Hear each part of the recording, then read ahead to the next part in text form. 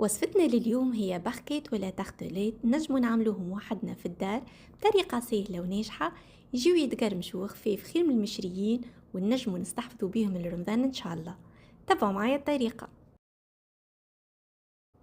خديت 250 جرام فرينة، نص مغرفة صغيرة ملح، ونصف كمية الفرينة زبدة طرية 125 جرام. قعدت نرمل في الفرينة بالزبدة بالطريقة هذه، ومن بعد زدت عظمة بحرارة الغرفة، خلطتها شوية وبديت اللم في العجينة من غير عجنان.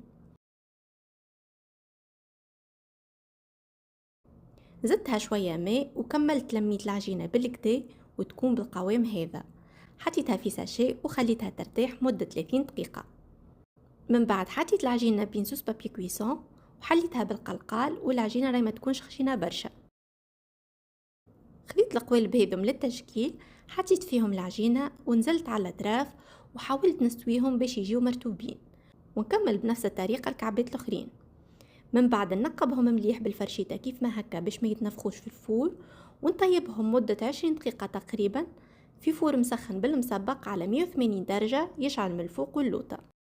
ما شاء الله البركة يتحضروا جاو مرتوبين وخفيف، نودكم وما نشهيكم. انا الكميه هذه عملت لي 12 كعبه، اذا تحبوا اكثر ضعفوا المقادير. وللاستحفاظ بهم حطوهم في دي ساشي اليمونتير وخرجوا منهم الهواء وسكروا عليهم بالباهي. حبيت نعطيكم فكره سريعه على الحشو.